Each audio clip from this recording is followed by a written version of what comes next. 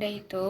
Jadi, panca indera dari manusia ada 5. Pertama, indera perasa, kedua, indera penciuman, ketiga, indera pendengaran, keempat, indera penglihatan, dan terakhir, indera peraba. Apa sih panca indera itu? Dalam menjalankan aktivitas sehari-hari, manusia membutuhkan rangsangan dari lingkungannya. Dalam menanggapi atau merespon rangsangan yang berasal dari luar, maka tubuh manusia membutuhkan alat-alat yang dapat membantu merespon rangsangan tersebut. Alat-alat tubuh itu dinamakan indera. Manusia pada umumnya mempunyai 5 indera yang sangat berfungsi dalam merespon rangsangan. Panca indera yang berfungsi baik akan memudahkan tubuh kita untuk memberikan respon yang sesuai dengan keinginan atau insting. Maka dari itu, panca indera ini bisa dikatakan sebagai organ tubuh manusia yang dapat menghubungkan otak dengan anggota tubuh lainnya. Anggota tubuh manusia akan memberikan tanggapan sesuai dengan apa yang diperintahkan oleh otak. Yang pertama, indera perasa. Indera perasa sering disebut dengan lidah adalah bagian dari suatu tubuh yang dapat mengidentifikasi rasa suatu makanan, zat, atau bahkan benda yang masuk ke dalam mulut. Indera pengecap memberikan berbagai nama rasa, yaitu manis, asin, pahit, dan asam. Sehingga dari berbagai rasa ini dapat diketahui kandungan sebuah makanan secara langsung. Misalnya, rasa manis yang memungkinkan adanya kandungan glukosa atau gula pada makanan tersebut. Struktur lidah. Pertama, ada reseptor pengecap rasa. Lidah memiliki reseptor pengecap rasa yang peka terhadap berbagai rasa makanan, seperti manis, asam, asin, pahit, dan umami. Reseptor ini terutama terdapat pada papila rasa, fungiformis, circumvallata, dan foliate. Kedua adalah papila. Papila merupakan tonjolan-tonjolan berukuran kecil yang ada di permukaan lidah. Papila ini merupakan permukaan bergelombang untuk meningkatkan area permukaan dan memungkinkan lebih banyak reseptor pengecap. Ada beberapa bagian papila. Pertama, papila filiformis, papila yang paling banyak, kecil, dan paling menonjol. Papila ini tidak memiliki reseptor pengecap dan membantu meningkatkan gesekan dengan makanan. Kedua, papila fungiformis. Papila berbentuk seperti jamur yang tersebar di seluruh permukaan lidah. Beberapa papila fungiformis memiliki reseptor pengecap. Ketiga, papila circumvallata. Papila yang terletak di sekitar pangkal lidah dan membentuk pola seperti huruf V. Papila ini memiliki banyak reseptor pengecap. Papila yang terakhir adalah papila foliate. Papila yang terdapat di sisi lidah dan memiliki bagian-bagian kecil yang mengandung reseptor pengecap. Struktur lidah yang terakhir adalah otot lidah. Otot lidah berperan dalam proses pengecapan hingga pencernaan. Selanjutnya adalah indera penciuman. Indera penciuman merupakan indera yang ada pada makhluk hidup. Indera penciuman memiliki fungsi untuk mendeteksi bau serta salah satu anggota dari sistem pernapasan. Struktur indera penciuman. Pertama adalah lubang hidung. Lubang hidung berfungsi sebagai tempat masuknya udara. Kedua adalah rongga hidung. Rongga hidung adalah ruang di dalam hidung yang terbagi menjadi 2 bagian oleh septum nasal. Di dalam rongga hidung terdapat kongka atau tulang hidung kecil yang membantu meningkatkan permukaan untuk mendeteksi bau.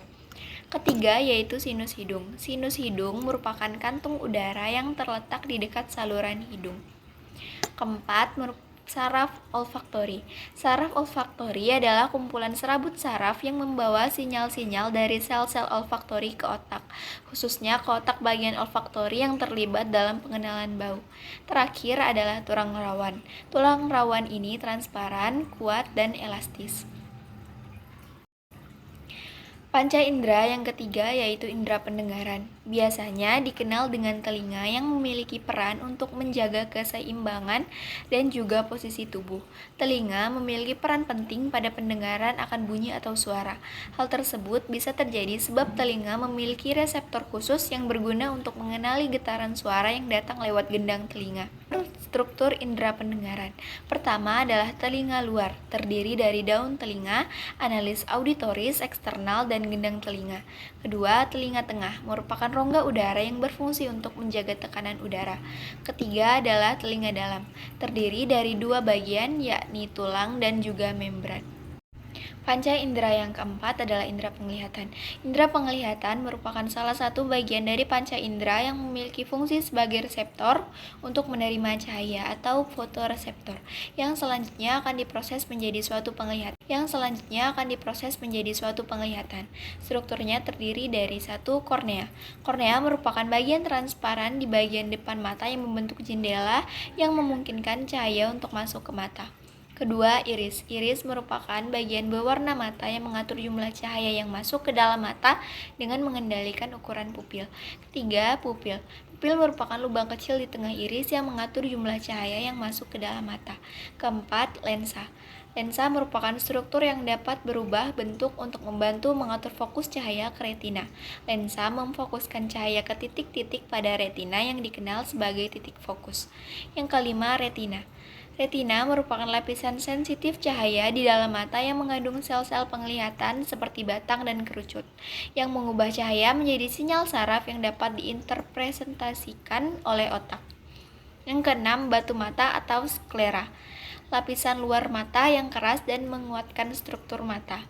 Yang ketujuh, humor kaca atau vitreous humor.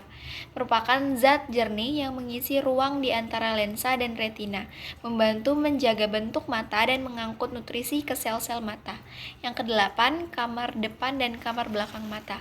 Anterior dan posterior chambers adalah bagian-bagian mata yang berisi cairan bening yang membantu menjaga tekanan mata dan memberikan nutrisi pada struktur-struktur di dalam mata.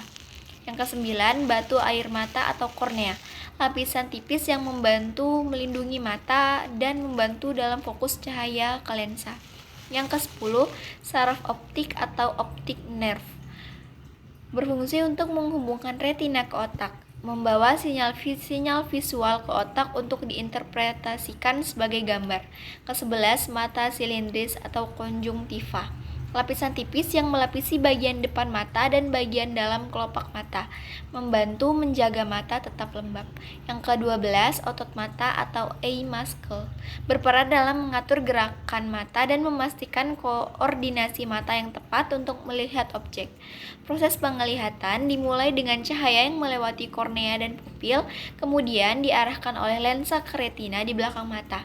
Sel-sel penglihatan di retina akan merespon cahaya dan mengirimkan sinyal saraf ke otak melalui saraf optik, yang kemudian diinterpretasikan sebagai gambar dan penglihatan. Panca indera yang terakhir adalah kulit. Kulit adalah organ terbesar dalam tubuh manusia yang melindungi tubuh dari lingkungan luar dan menjalankan berbagai fungsi vital. Berikut adalah struktur utama dari kulit.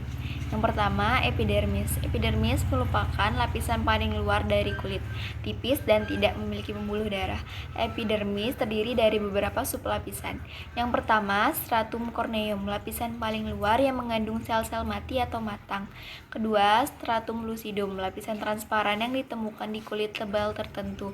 Ketiga, stratum granulosum, lapisan di mana sel-sel kulit mulai mati dan mengalami degenerasi inti sel. 4. Stratum spinosum, lapisan dengan sel-sel yang lebih besar yang terhubung dengan jembatan intraseluler. Kelima, stratum basale, lapisan basal yang terdalam di epidermis, tempat sel-sel baru terbentuk dan sel-sel kulit baru mulai tumbuh. Selanjutnya yaitu dermis, lapisan di bawah epidermis yang lebih tebal dan mengandung pembuluh darah, saraf folikel, rambut, kelenjar keringat, dan kelenjar minyak. Dermis terdiri dari dua lapisan, yaitu papiler dermis, lapisan lebih tipis yang mengandung papila dermal yang terhubung dengan epidermis. Yang kedua, retikuler dermis, lapisan lebih tebal yang mengandung serat elastis dan kolagen memberikan kekuatan, elastisitas, dan struktur kulit. Hipodermis atau lapisan subkutan, lapisan terdalam yang terdiri dari jaringan lemak dan jaringan ikat yang menyatukan kulit ke struktur tubuh lainnya. Hipodermis memiliki peran dalam isolasi termal dan penyimpanan energi.